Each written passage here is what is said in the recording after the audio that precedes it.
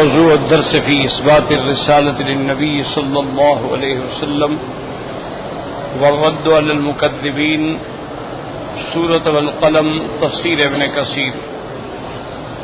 الحمد لله رب العالمين والصلاة والسلام على أشرف الأنبياء وسيد المرسلين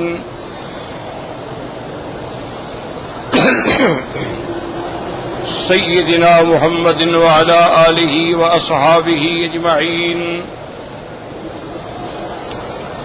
اللهم صل على سيدنا محمد وعلى آل سيدنا محمد كما صليت على إبراهيم وعلى آل إبراهيم في العالمين إنك حميد مجيد۔ أعوذ بالله من الشيطان الرجيم، بسم الله الرحمن الرحيم۔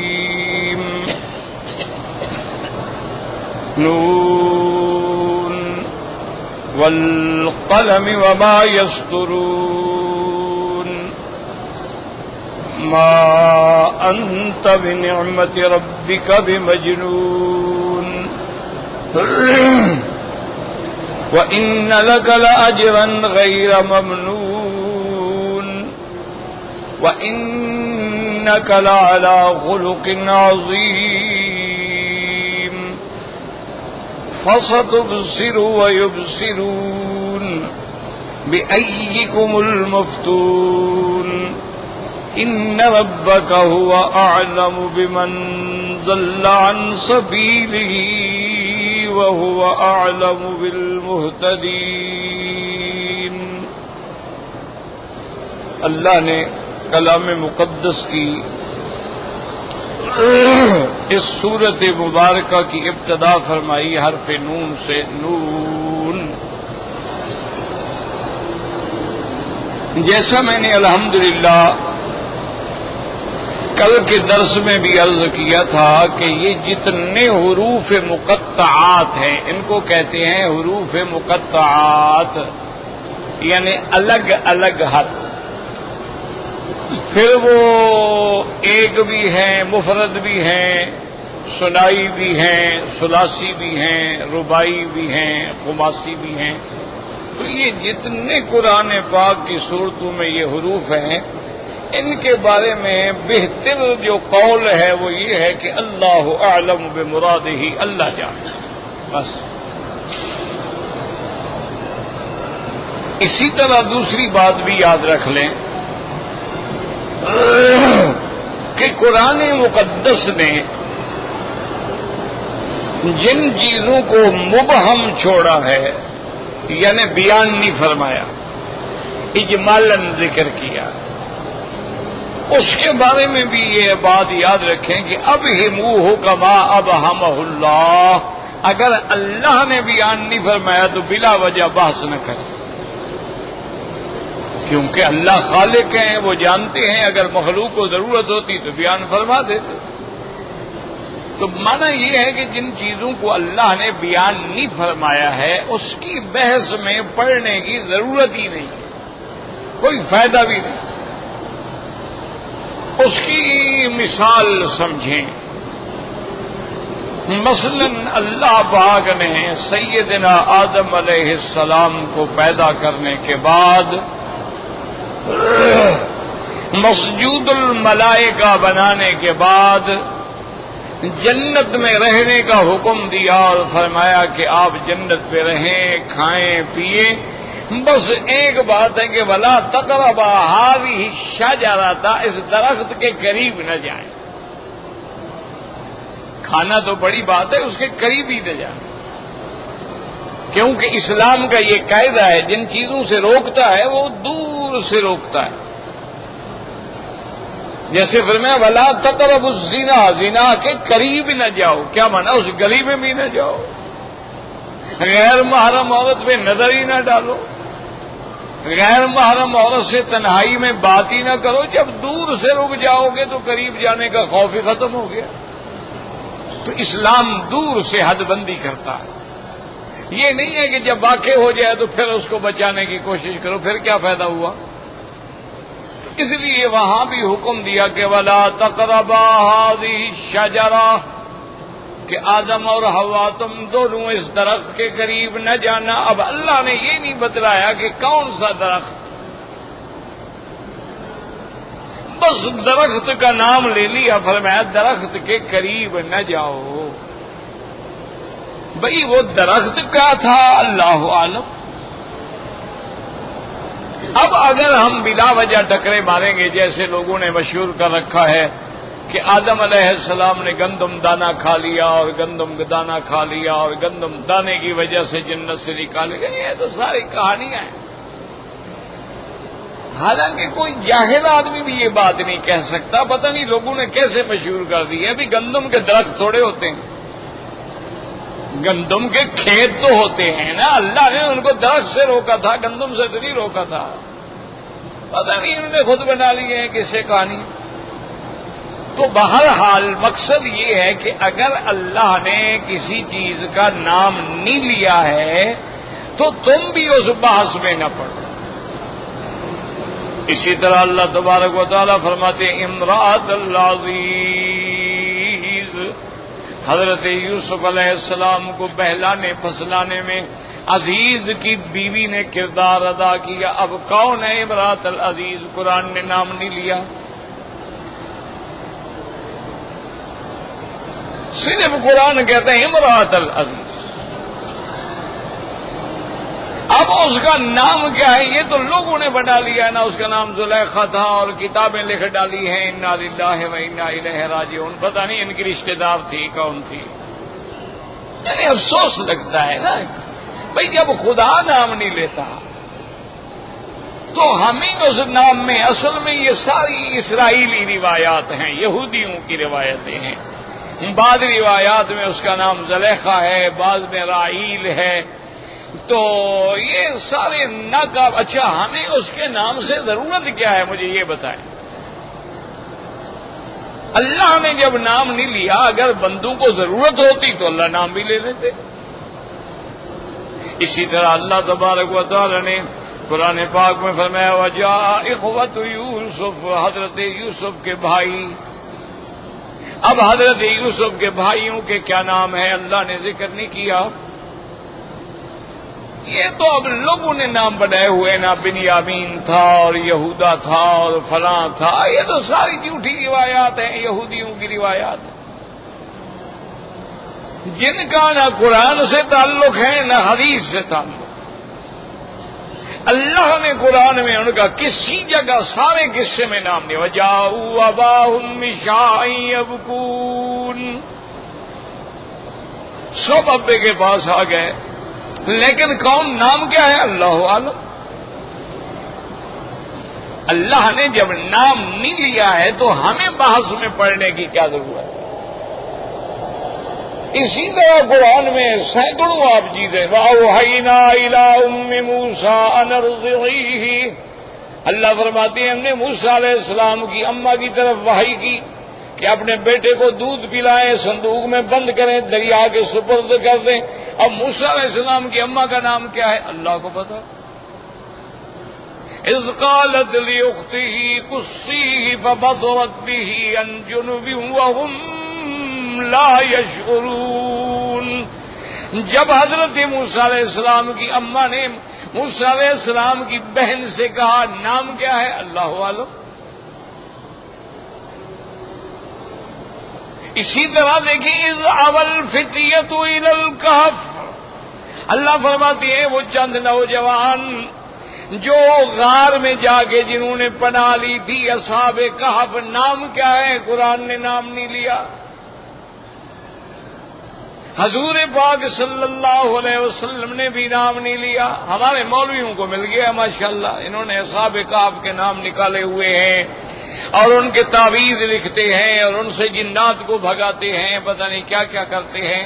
بھائی جب حضور نہیں فرماتے، قرآن نہیں فرماتا ہے، تم اسرائیلی روایات پہ کیسے بھروسہ کرتے ہو؟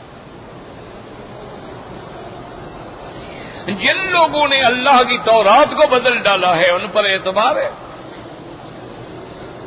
جن لوگوں نے اللہ کی کتابوں کو بدل ڈالا ہے ان پر کیا اعتبار ہے، ان کی روایات کا کیا اعتبار؟ تو اس لیے ہمیشہ دو باتیں یاد رکھو کہ حروف مقطعات جو ہیں ان کا ترجمہ اللہ کے سوا کوئی نہیں جانتا. الف لام میم بس ٹھیک ہے. اسی طرح حوامیم حامیم. اب بعض علماء نے فرما دیا ہم الامر وجاء النصر، بعض نے فرما دیا یہ سورتوں کی ابتدا کی طرف اشارہ ہے، اور بعض نے فرما دیا یہ اللہ کے اسماء کی طرف اشارہ ہے.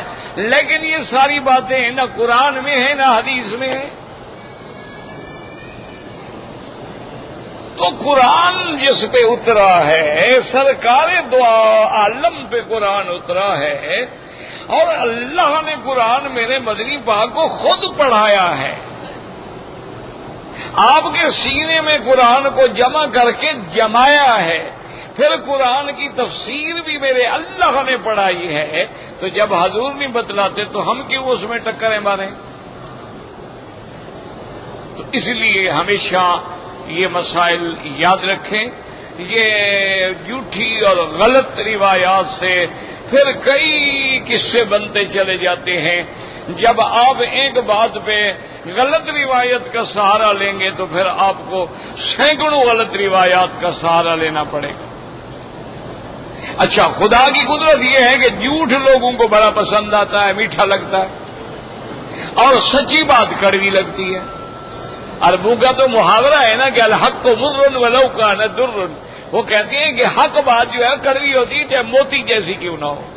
تو حق ہمیشہ کڑوا ہوتا ہے اور جھوٹ ہمیشہ میٹھا ہوتا ہے. اور لوگوں نے ایسے ایسے قصے بنائے ہیں یعنی آدمی حیران ہو جاتا. ایک بڑا مشہور واقعہ لوگوں نے ماشاءاللہ ہمارے مولوی تقریروں میں بھی بیان کرتے ہیں. وہ واقعہ یہ ہے، وہ کہتے ہیں کہ جی سیدنا بلال جو تھے قید رضی اللہ عنہ، یہ خادم رسول اللہ ہے، مؤذن رسول اللہ ہے، جانثار رسول اللہ ہے. اسلام میں سب سے پہلے قربانیاں دینے والوں میں ہے، مار کھانے والوں میں ہے، خون دینے والا عاشق ہے. تو ایک مشہور قصہ مولویوں نے گھڑا ہے. یہ قصے بنانے میں بڑے بادشاہ ہیں. سب سے پہلے تو شیعہ، جھوٹی روایات بنانے میں شیعہ ماسٹر ہے. اس سے پہلے چونکہ یہودی جھوٹی روایتیں بناتے تھے اور شیعہ کا تعلق یہود سے ہے. عبداللہ ابن سبا کون تھا؟ یہودی تھا. حسن ابن سبا کون تھا؟ یہودی تھا. تو وہ اثر ان میں بھی آیا ہے. ایسے ایسے جھوٹی روایتیں بناتے ہیں، اللہ تبارک و تعالی معاف فرمائے، قرآن میں بھی جوڑ لگا دیتے ہیں.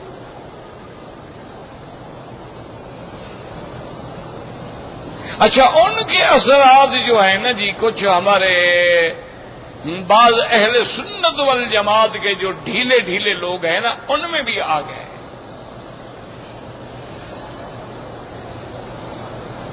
اور بنیادی غلطی ان کی کیا ہے یاد رکھ لیں. وہ کہتے ہیں کہ حضور نے فرمایا کہ جو مجھ پہ جھوٹ بولے اور غلط حدیث روایت کرے وہ اپنا جہنم میں ٹھکانہ بنا لے. وہ کہتے ہیں جناب جو حضور پہ جھوٹ بولے، ہم تو حضور کے لیے جھوٹ بول رہے ہیں، حضور پہ تو نہیں بول رہے نا. وہ کہتے ہیں ہم نے تو حضور کی محبت کے لیے جھوٹ بولا ہے، حضور پر جھوٹ تھوڑا بولا ہے. تو یہ بھی غلط بات ہے. جو بات نسبت کی جائے حضور کی طرف اور حضور نے نہ فرمائی ہو وہ جھوٹ ہے.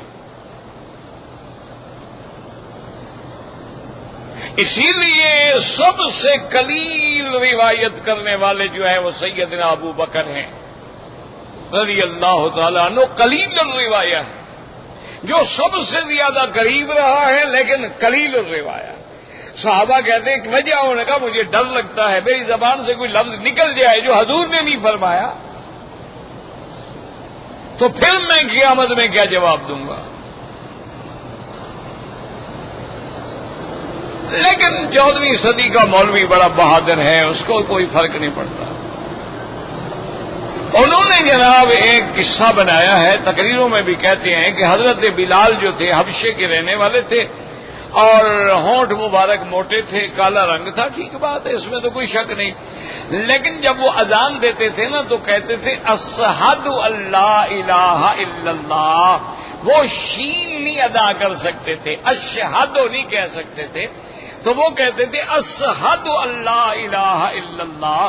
تو ایک دن صحابہ نے کہا کہ حضور یہ تو صحیح لفظ بھی ادا نہیں کرتا، اس کو تو شین اور سین کے فرق کا بھی پتہ نہیں لگتا. تو اللہ کے پیغمبر نے حکم دیا کہ بلال آج تم اذان نہیں دینا اور کوئی اذان دے دے گا. اب جناب ماشاءاللہ مولوی صاحبان نے ایسا قصے کو رنگ دیا ہے، کہتے ہیں کہ جی اب حضور رات کو تہجد پڑھ رہے ہیں، پھر سو رہے ہیں، پھر اٹھ رہے ہیں، پھر سو رہے ہیں، پھر اٹھ رہے ہیں، رات گزر ہی نہیں رہی. اور حضور پاک پریشان ہو گئے کہ وجہ کیا ہے بھی آج رات اتنی لمبی کیسے ہو گئی ہے. پھر حضور سو جائیں، پھر نیند کھل جائے، پھر آپ نماز پڑھیں، پھر سو جائیں، پھر اٹھیں. آخر حضرت جبریل علیہ السلام آئے، انہوں نے کہا کہ یا محمد صلی اللہ علیہ وسلم اللہ نے سلام بھیجا ہے اور اللہ فرماتے ہیں جب تک بلال اذان نہیں دے گا میں تو سورج نکلنے ہی نہیں دوں گا. سبحان اللہ، 100% جھوٹ ہے. آج بھی کہتے ہیں سبحان اللہ، ماشاء اللہ، 100% جھوٹی روایت. کوئی روایت ہے ہی نہیں، کسی کتاب میں نہیں، گھڑی ہوئی ہے، گڑنتو ہے. ساری زندگی حضرت بلال اذان دیتے رہے، سفر میں بھی حضر میں بھی. مکے میں مؤذن ابھی محظورہ تھا، مدینہ منورہ میں اور ہر سفر میں ہر حضر میں مؤذن بلال تھے. اور کبھی کبھی رمضان المبارک میں مدینے میں مؤذن عبداللہ ابن ام مکتوم بھی تھے جو نابینا صحابی تھے. ساری زندگی حضور نے ان کو نہیں فرمایا کہ اذان نہیں دینی. اور دوسرا مولویوں سے پوچھو خدا کا خوف کرو، مرنا نہیں، قبر میں نہیں جانا ہے. وہ تو حبش کا رہنے والا ہے، جس کے ملک میں شین کا لفظ موجود ہے وہ شین نہیں جانتا. وہ تو حبش کا ہے، حبشی ہے، اس کو شین نہیں آتا تھا، ہمیں شین آتا ہے. یہ قصے ہیں، کہانیاں ہیں، پھیلا دی گئی ہیں اور اللہ تبارک و تعالی معاف فرمائے. جیسے روایات میں ہے کہ جناب حضرت آدم علیہ السلام نے دیکھا حضور کا نام لکھا ہوا تھا، آپ نے انگوٹھے چوم لیے اور حضور کے واسطے سے دعا مانگی تو توبہ قبول ہو گئی. یہ کتنا بڑا جھوٹ ہے.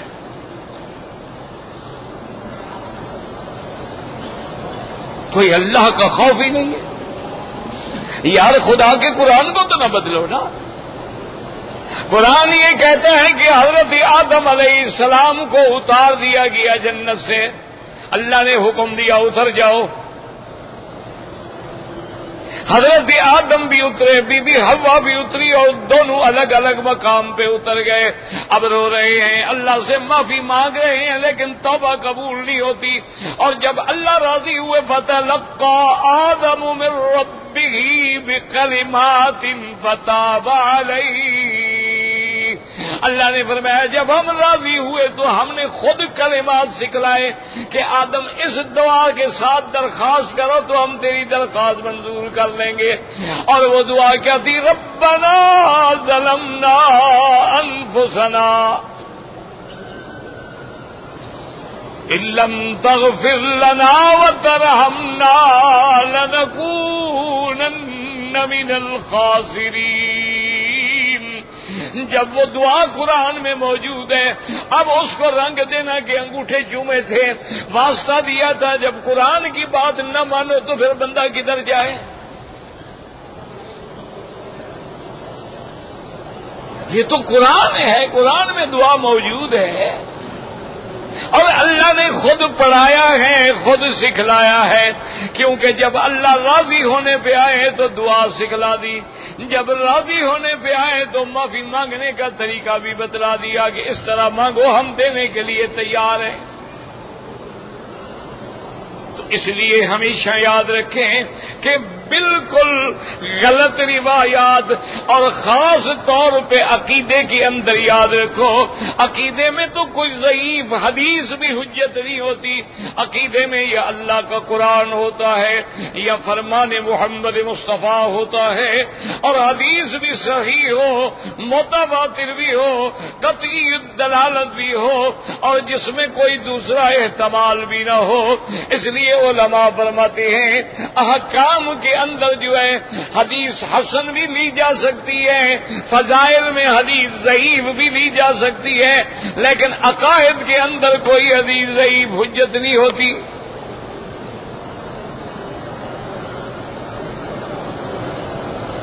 تو اس لیے ہمیشہ یہ میری باتیں ذرا یاد رکھ لیں تو اللہ کے قرآن سمجھنے میں آسانی ہو جائے گی کہ بھئی جو قرآن نے بتلا دیا ہے الحمدللہ، اگر نہیں بتلایا تو ہمارا ایمان ہے، اسی میں کوئی راز ہے۔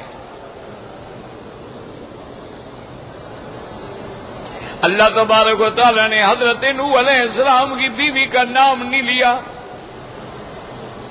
اللہ تبارک و تعالی نے لوط علیہ السلام کی بیوی کا نام نہیں لیا، اللہ تبارک و تعالی نے کئی مقامات ایسے ہیں جہاں نام کا ذکر نہیں کیا۔ کیوں؟ مقصد ہمیں کام سے ہے، نام سے نہیں ہے۔ مقصد تو استدلال ہے، مقصد تو ہدایت ہے۔ اللہ کا قرآن موعظت ہے، اللہ کا قرآن کوئی قصے کہانی کی کتاب نہیں ہے۔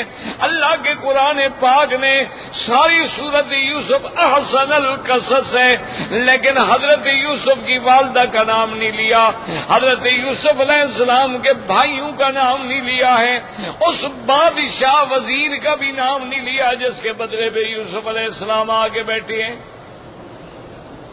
ضرورت ہی نہیں ہے، کیوں نام لیں؟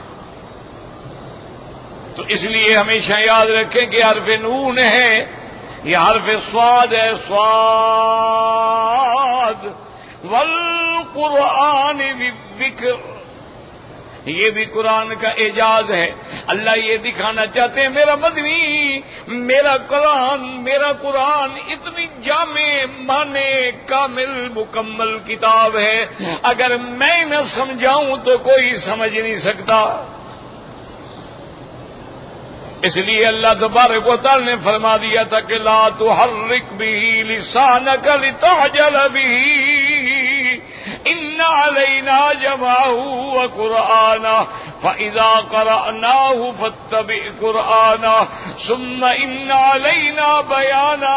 میرا مدنی جب جبریل پڑھتا ہے آپ آہستہ آہستہ نہ پڑھا کریں، بالکل خوف نہ کریں کہ کوئی آیت بھول جائے گی، نہیں، ہم خود آپ کو قرآن پڑھائیں گے، سنقرئک فلا تنسى، ہم آپ کو ایسا پڑھا دیں گے کہ پھر آپ نہیں بھولیں گے۔ اور اس کے بعد پھر ہم سارا قرآن جمع کر کے تیرے سینے میں بھی رکھ دیں گے، اور پھر سارے قرآن کا ترجمہ بھی آپ کو خود پڑھا دیں گے، آپ صرف سنتے رہیں، زبان کو بھی نہ ہلائیں جب قرآن پڑھا جائے۔ اس لیے علماء نے ائمہ نے دلیل پکڑی ہے کہ قرآن کا پڑھنا سنت ہے لیکن سننا واجب ہے۔ اگر قرآن پڑھا جائے تو سننے والے پہ ضروری ہے کہ خاموش رہیں۔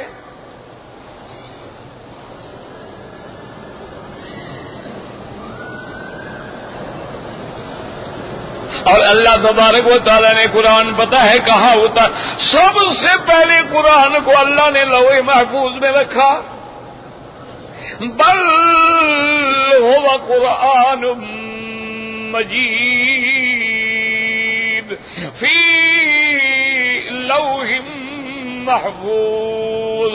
اللہ نے فرمایا ہم نے اس لوح محفوظ میں قرآن کو بھی محفوظ کر دیا ہے، اور اس کے بعد پھر اللہ نے لوح محفوظ سے اتارا، بیت العزت آسمان دنیا پہ قرآن اتارا گیا لیلۃ القدر میں پورا قرآن۔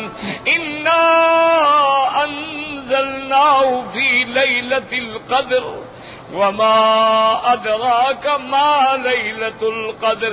یاد رکھو جب لفظ آئے گا انزل انزلنا انزلناہ، پورا قرآن اتارنا ہے، اور جب لفظ آئے گا نزلناہ تنزیلا تو مانا ہوگا تھوڑا تھوڑا تھوڑا تھوڑا کر کے قرآن اتارا گیا. اللہ فرماتی ہے پھر ہم نے بیت العزت میں رکھا ہے، اور بیت العزت سے لے کے آنے والا جبریل ہے. نزل به الروح الامین علی قلبک لتکون من المنذرین بلسان عربی مبین. اللہ نے فرمایا میرا مدنی وہ جبریل جو روح ہے، جو امین ہے، امانت والا ہے، دیانت والا ہے، صداقت والا ہے، اس کے ذریعے ہم نے قرآن پھر تیرے دل پہ اتارا. اس لیے علماء نے استدلال کیا کہ قرآن کے لیے 3 ٹھکانے ہیں. آسمانوں میں لوح محفوظ ہے، اور آسمان دنیا پہ بیت العزت ہے، اور پوری زمین میں میرے مدنی جیسا نہ کوئی دل تھا نہ جگہ تھی، اس لیے اللہ نے اپنا قرآن وہاں اتارا.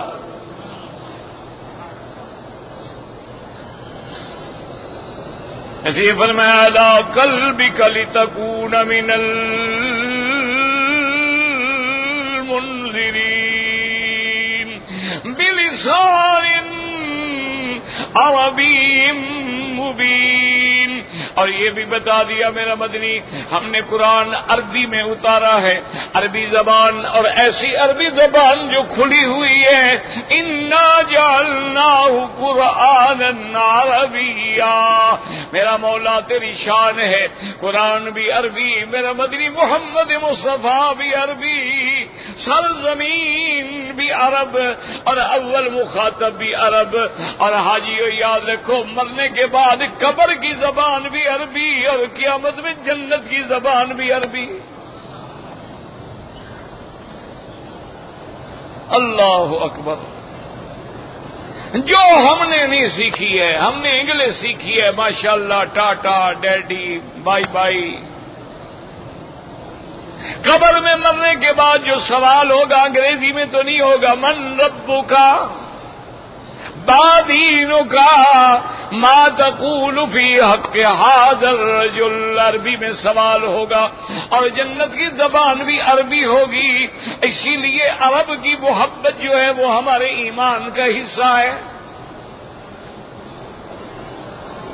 اس لیے یاد رکھیں کہ اللہ نے جو چیز حضور کو پڑھا دی ہے، حضور پاک نے بتلا دی ہے، حضور پاک نے امت کو سبق سمجھا دیا ہے، لیکن حضور نے ان حروف کا کوئی ترجمہ نہیں کیا کہ نون. فرمایا حروف مقطعات ہے. اب بعض علماء کہتے ہیں نون سے مراد دوات ہے، بعض علماء کہتے ہیں نون سے مراد وہ مچھلی ہے جس کے پیٹ میں حضرت یونس علیہ السلام رہے تھے.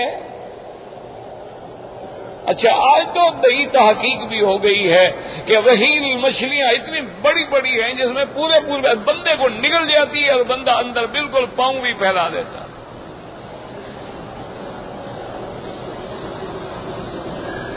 کیونکہ قرآن نے ان کو صاحب الحوت بھی فرمایا ہے، اور قرآن نے ان کو ذنون بھی فرمایا. وَذَنُّونِ إِذ ذَّهَبَ مُغَاضِبًا فَظَنَّ أَن لَّن نَّقْدِرَ عَلَيْهِ فَنَادَىٰ فِي الظُّلُمَاتِ أَن لَّا إِلَٰهَ إِلَّا أَنتَ سُبْحَانَكَ إِنِّي كُنتُ مِنَ الظَّالِمِينَ. حضرت یونس علیہ السلام، بعض علماء کہتی ہیں کہ اس نون سے مراد وہ مچھلی ہے، خدا جانے کہاں سے یہ ڈھونڈا ہے انہوں نے. اور بعض علماء فرماتی ہیں کہ نون سے وہ مچھلی مراد ہے جس پہ اللہ نے زمین رکھی ہوئی ہے پوری.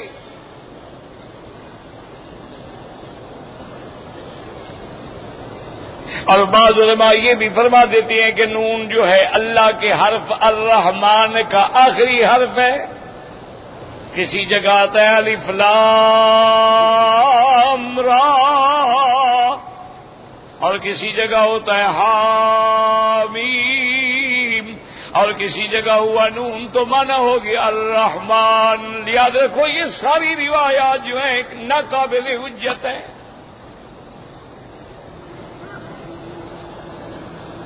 اصل بات وہی یاد رکھ رہے ہیں کہ اللہ اعلم بمرادہ، اللہ جانتے. اب اللہ نے قسم کھائی ہے والقلم وما یسطرون. اللہ نے فرمایا مجھے قسم ہے میرا مدنی قلم کی اور جو اس سے لکھا جائے گا.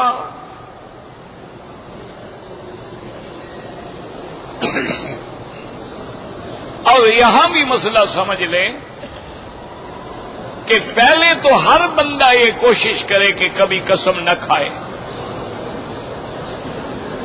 اگر کبھی قسم کھانی ہو تو جھوٹی قسم نہ کھائے. جھوٹی قسم کھانا بہت بڑا گناہ ہے. یہ غلط بات ہے لوگوں نے جو مشہور کر رہا. اچھا جی جھوٹی قسم کھا رہے کفارہ دے رہے. غلط بات ہے. جھوٹی قسم کا کوئی کفارہ شفارہ نہیں ہوتا. وہ تو گناہ ہے. قسم جو ہے کفارے کی وہ یہ ہوتی ہے کہ اگر ہم نے غلطی سے کسی اچھے کام کو نہ کرنے کی قسم کھا لی. مثلا انسان غصے میں آ گیا قسم کھا بیٹھا کہ بھائی میں تیرے گھر میں نہیں آؤں گا، تو ایسی قسم کو توڑ ڈالو اور کفارہ ادا کرو. یہ قسم ہوتی ہے. اور کفارہ کیا ہے کہ 10 مسکینوں کو 2 وقت کا کھانا کھلائیں یا ان کو کپڑے بنا کے دیں. اور اگر دونوں چیزیں نہ ہوں تو پھر 3 روزے رکھیں. یہ نہیں ہے کہ جھوٹی قسم کھاؤ اور کفارہ دے دیں گے. جھوٹی قسم کھاؤ کفارہ کیسے دے دیں گے؟ شہادت الزور جو ہے وہ تو اللہ کے شرک کے بعد اس کو ذکر کیا گیا ہے. یہ تو ہوتا ہے کہ بھی کوئی اچھا کام نہ کرنے پہ انسان ہے قسم کھا بیٹھا. جیسے حضور پاک نے قسم کھا لی تھی کہ میں شہد نہیں پیوں گا. حالانکہ شہد تو ایک نعمت ہے.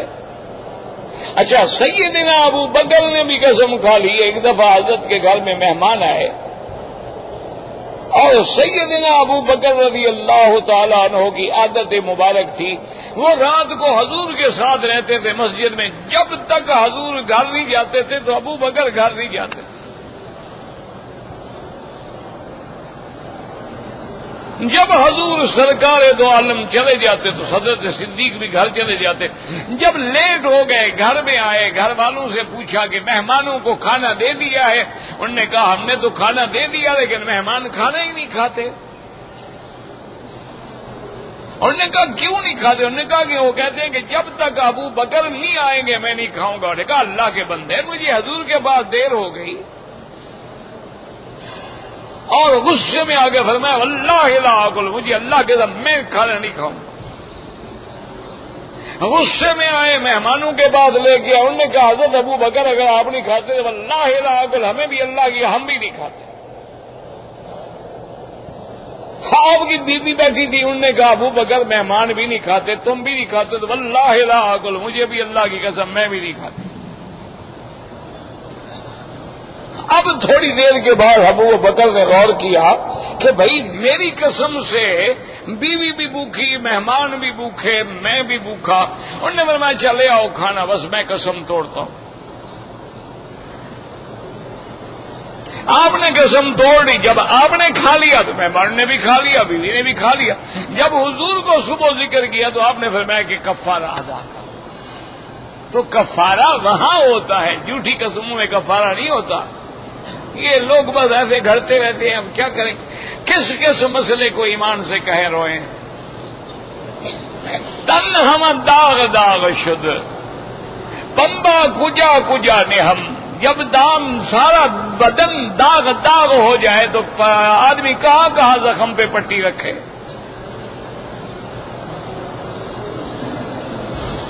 تو بہرحال مسئلہ سمجھ لیں کہ اگر قسم کھانی پڑے خدا نہ کرے تو قسم ما سوا اللہ کے نام کے اور جائز نہیں ہے. مسئلہ سمجھ لو. واللہ باللہ تاللہ یا رب البیت برب البیت یعنی اللہ کے نام کی قسم ہوگی.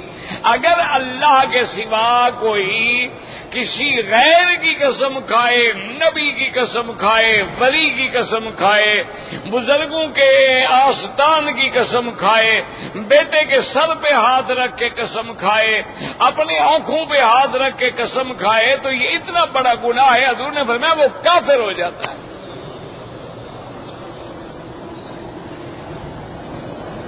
یہ جو ہمارے ہاں رواج ہے نا، جی میرے بیٹے، میں دیکھو جی میں اپنے بیٹے کے ہاتھ پہ سر پہ ہاتھ رکھتا ہوں، اور جناب میں رزق کے اڈے پہ بیٹھا ہوں، مجھے اس کی قسم ہے.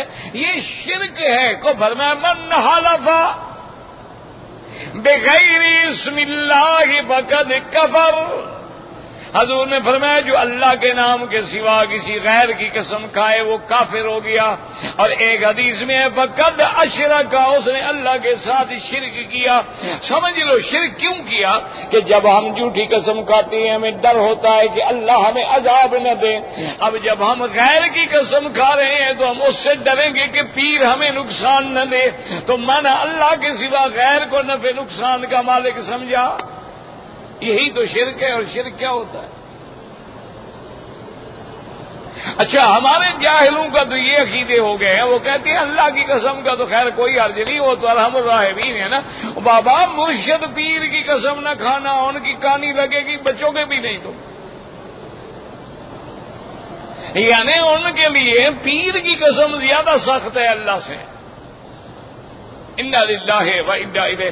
تو بہرحال یاد رکھو کہ اللہ کے سوا قسم کھانا ناجائز ہے، لیکن میرا اللہ جس چیز کی قسم کھائے اس کی مرضی ہے، وہ خالق ہے، وہ مخلوق نہیں. اس لیے قرآن پاک نے کبھی فرمایا والتین والزیتون وطور سینین وہذا البلد الامین.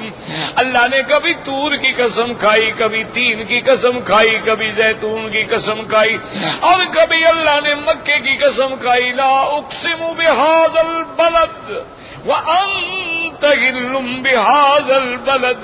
اللہ نے فرمایا بدری مجھے اس شہر کی قسم ہے. اور ایک قرآن کی آیت میں آتا ہے اللہ نے فرمایا میرا بدری مجھے تیری زندگی کی قسم ہے. لَأَمْرُكَ إِنَّهُمْ لَفِي سَكْرَتِهِمْ يَعْمَهُونَ. اللہ نے فرمایا تیرے شہر کی قسم ہے، مکے کی قسم ہے، اور جہاں آپ رہتے ہیں مجھے اسی جگہ کی قسم ہے، مجھے تیری حیاتی کی قسم ہے. اور کہیں اللہ فرماتے ہیں وَالنَّجْمِ إِذَا هَوَىٰ، مجھے اس ستارے کی قسم ہے جو ڈوبنے والا ہے. اور کہیں فرماتے ہیں وَالطُّورِ وَكِتَابٍ مَّسْطُورٍ، مجھے جبل طور کی قسم ہے. اور یہاں فرماتے ہیں نون والقلم وما یسطرون، میرا بدری مجھے اس قلم کی قسم ہے اور اس سے جو لکھا جاتا ہے اس کی قسم ہے. کیوں؟ اللہ خالق ہے، یفعل ما یشاء، وہ جو چاہے قسم کھائے. زندگی باقی انشاءاللہ تو بات باقی.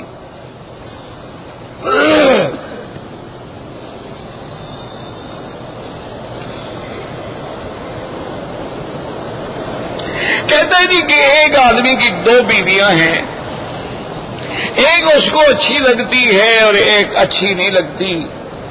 صاف بات ہے بابا، پرانی کہاں اچھی لگتی ہے؟ واضح بات ہے اب تو نہیں اچھی لگے گی نا. اب وہ طلاق دینا چاہتا ہے تو مجھ سے پوچھنے کی کیا ضرورت ہے جی، اس کی مرضی جو کرے. اور یاد رکھو جب بے گناہ عورت کو طلاق دو گے تو اللہ کا عرش ہل جاتا. باقی تمہاری مرضی ہے، طلاق دو جو مرضی آئے کرو. نہیں اچھی لگتی نہ لگے، گزارا کرو. کیوں تم نے دوسری شادی کی تھی؟ فَإِنْ خِفْتُمْ أَلَّا تَعْدِلُوا فَوَاحِدَةً، اللہ نے جب فرما دیا تھا کہ تم انصاف نہیں کر سکتے ہو تو پھر ایک سے گزارا کرو. اب اگر تم نے کیا ہے اور بے گناہ طلاق دو گے، حضور نے فرمایا ابغض الحلال عند اللہ الطلاق، سب سے مبغوض چیز اللہ کے ہاں جو ہے وہ طلاق ہے. باقی تمہاری مرضی ہے، طلاق دو جو مرضی ہے کرو. تم نے شادی کو مولوی مکی سے پوچھ کے کی تھی کہ طلاق مجھ سے پوچھتے ہو؟ کہتے جی کہ حضور پاک کی حیات جو ہے جسد مبارک بالکل خدا کے بندے. پتہ نہیں تم لوگوں کے دماغ کو ہو کیا گیا ہے, کیوں کیڑا پڑ گیا. ہماری طاقت کیا ہے کہ ہم نبی پاک کے جسد پہ اور آپ کی حیات پہ اور آپ کی زندگی پہ اور آپ کی موت پہ بحث کریں. ہم کون ہیں, ہماری کیا حیثیت ہے, اور نہ ہم سے یہ سوال قبر میں ہوگا نہ حشر میں ہوگا, تو بلا وجہ کیوں اپنی عاقبت خراب کریں. جتنی چیزیں قرآن میں ہیں کہ شہید زندہ ہے, اللہ فرماتے ہیں تم سمجھ نہیں سکتے لیکن وہ زندہ. اسی طرح صحیح حدیث ہے میرے مدنی کی کہ انبیاء اپنی قبروں میں زندہ ہیں. اسی طرح صحیح حدیث ہے میرے مدنی کی ان اللہ حرم اجساد الانبیاء علی الارض, اللہ نے زمین پر انبیاء کے اجساد کو حرام کر دیا ہے. زمین کو طاقت نہیں کسی پیغمبر کے جسے کو چھیڑ سکے. جو حدیث میں ہے آمنا و صدقنا, باقی جھگڑوں میں کیا پڑنے کی ضرورت ہے. کوئی لوگ اتنے بڑھ جاتے ہیں نعوذ باللہ کہ وہ حیات کا معنی یہ لیتے ہیں کہ انبیاء پر ان کی ازواج بھی پیش کی جاتی ہے, اور جہاں انبیاء چاہیں حاضر ناظر ہیں آ جاتے ہیں, اور ہر مجلس میں تشریف لے آتے ہیں. اور بعض کہہ دیتی ہیں نہیں جو تو ختم ہو گئے اور مر گئے اور مٹی میں مل گئے, کچھ بھی باقی نہیں ہے, دونوں پٹڑی سے اتر گئے ہیں. جتنی چیزیں قرآن و حدیث میں موجود ہیں اس پہ ایمان رکھو, جو نہیں ہے اس میں بحث نہ کرو.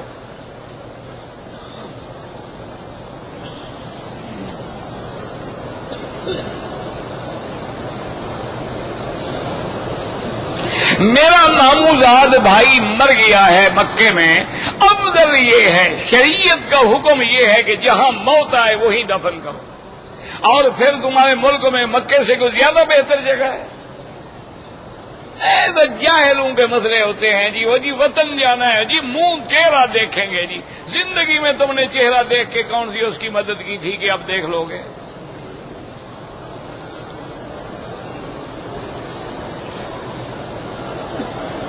کہتے ہیں جی کہ تبلیغ جو کرتے ہیں وہ کہتے ہیں نبیوں والا کام ہے, نہیں تو چوروں والا کام ہے. نہیں, آپ کا کیا خیال ہے, چوروں والا کام ہے, ڈاکوں والا کام ہے؟ نہیں, آپ کیا سمجھ لیا, اتنے اندھے ہیں آپ تبلیغ کے لیے. پیغمبر کیا کرنے کے لیے بھیجے گئے؟ انما علیک البلاغ, آپ پر تبلیغ ہے. بلغ ما انزل الیک من ربک, اللہ کے نبی نے فرمایا بلغوا انی ولو آیۃ. تو اگر یہ انبیاء کا کام نہیں ہے تو کس کا کام ہے؟ پتہ نہیں کیا دماغ لوگوں کا خراب ہو گیا. جب بھی اعتراض کریں گے دین پہ اعتراض کریں گے, تھیٹر پہ کوئی اعتراض نہیں کرتا, سرکس پہ کوئی اعتراض نہیں کرتا. آج جو انٹرنیٹ تماشے دکھا رہا ہے اس پہ کوئی اعتراض نہیں کرتا ہے, اور آج جو بے حیائی کا افریط ناچ رہا ہے اس پہ کوئی اعتراض ہے تبلیغ پہ ہے, اعتراض ہے دین پہ ہے, اعتراض ہے جناب یہ نبی والی بات کہتے ہیں. تو نبی والی بات نہیں ہے تو اور کس والی بات ہے؟ ہمیں کلمہ کس نے پڑھا ہے؟ نمازیں پڑھ رہے ہیں تو نبی والا کام ہے, تبلیغ کر رہے ہیں نبی والا کام ہے, قرآن پڑھ رہے ہیں نبی والا کام ہے.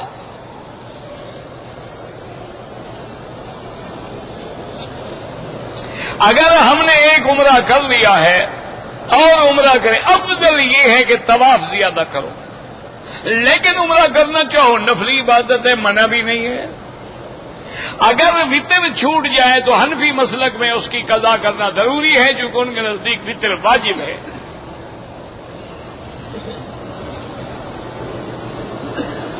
کہتے ہیں جی بس ان کو وہی تکلیف ہے جی. تبلیغ والے کہتے ہیں 49 کروڑ ثواب, تم کاٹ دینا ثواب, وہ بڑھا رہے ہیں تم چھری چلاتے ہو ثواب پہ.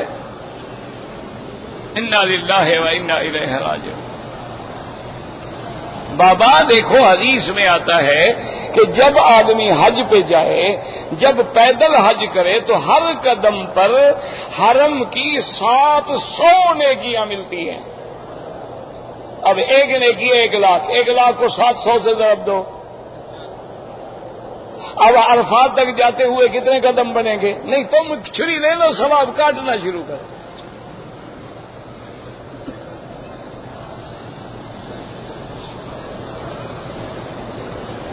وہی حضور زندہ ہے, بالکل زندہ ہے, تمام انبیاء زندہ ہیں.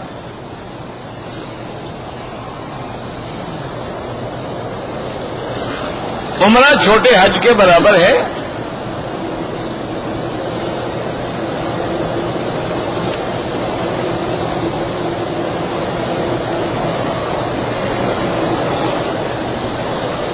ایک آدمی کا کاروبار ہے ملیشیا میں، اگر پیسے لگائیں 1 لاکھ تو کبھی وہ 3,000 کبھی 500. میرا بھائی ان باتوں کو چھوڑو. اگر اس کا کاروبار ہے، آپ نے پیسے لگائے ہیں، سال کے بعد یا مہینے کے بعد آپ کو شیئر کے مطابق حصہ دیتا ہے، لیکن اس میں نفع ہو تب بھی تم حقدار ہو، نقصان ہو تب بھی تم ذمہ دار بنو. جوتے گم ہو جاتے ہیں کپڑے میں باندھ کے اپنے پاس رکھو.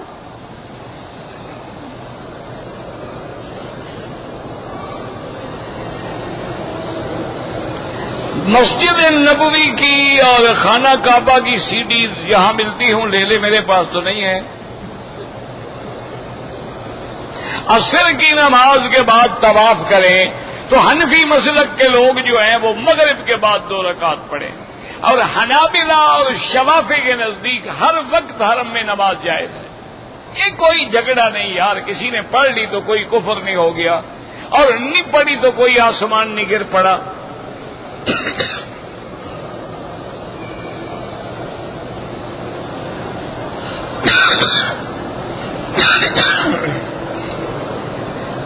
ایک سال کا بچہ بیمار ہے، اللہ شفا عطا، اللہ ہر بیمار کو شفا عطا فرما. اللہ ہمارے بچوں پہ بھی رحم فرما، تمام ظاہری باطنی روحانی جسمانی بیماریاں دور فرما.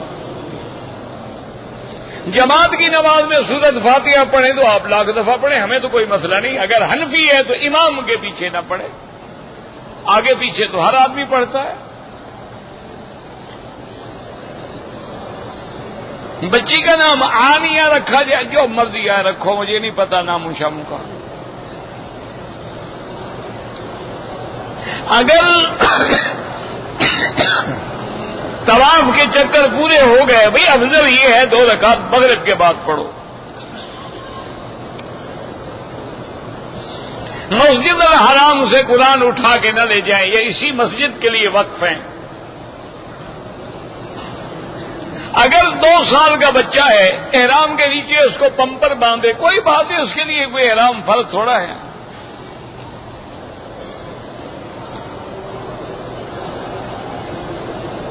بہرحال ایک آدمی فوت ہو گیا، اس کی رقم میرے پاس امانت ہے، تو علاقے کے عالم سے فتویٰ لے کر تقسیم کریں، اس کی بیوی کو بھی حصہ دیں، اولاد کو بھی دیں. اگر کوئی بیمار ہے، ہم طواف کر کے شفا کے لیے دعا کریں، بالکل کریں. اگر مدینہ شریف سے آئے اور بغیر عذر کے عمرہ نہ کرے تو عمرہ بھی کریں، دم بھی دینا پڑے گا. اگر جلدی سے عمرہ کر لے مدینہ جا کر یا طائف جا کے تو دم نہیں دینا پڑے گا. مطاف میں عورتیں بہت زیادہ ہوتی ہیں تو تم طواف نہ کیا کرو، باہر بیٹھ کے دیکھتے رہو. اب ان کو نکالا تو نہیں جا سکتا نا.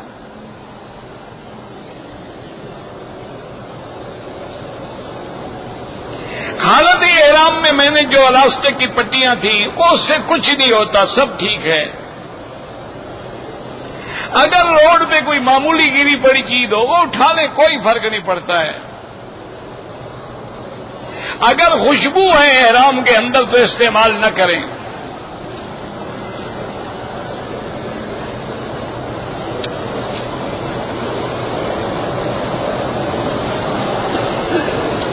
والد کے لیے عمرہ حج سب کر سکتے ہو. ایک آدمی نے اپنی بیوی کو 3 طلاقیں دے دی ہیں، بہرحال حلالے کے علاوہ وہ حرام اس پر حلال نہیں ہو سکتی.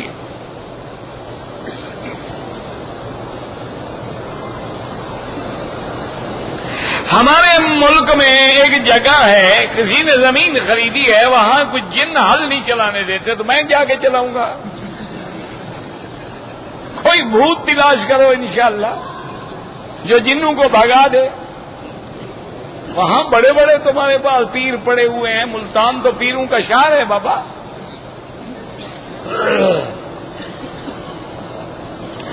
اگر عورت کو ماہواری آ جائے حرم کے اندر نہیں آ سکتی، تعویذ نہ لٹکایا کریں، پڑھ کے دم کر دیا کریں. اگر ایک آدمی نے منت مانی ہے کہ میرا کام ہو گیا تو میں اتنے نفل پڑھوں گا، وہ الگ ہیں، طواف کے نفل الگ ہیں، ان کو منت میں شامل نہیں کیا جا سکتا۔ آپ کے استاد کون تھے؟ آپ سارے میرے استاد ہیں ماشاءاللہ۔ اب میں نام گننے بیٹھوں گا استادوں کے، کوئی عقل کی بات کرو یار۔ مسجد عائشہ سے اگر بار بار عمرہ کریں بالکل جائز ہے، چاہے 1000 کر لیں چاہے نہ کریں۔ رکن یمانی پہ بوسہ دینا سنت نہیں ہے، ہاتھ لگانا سنت ہے۔ ہاتھ لگانے کا موقع نہ ملے تو چپ کر کے چلے جائیں۔ ربنا تقبل منا انک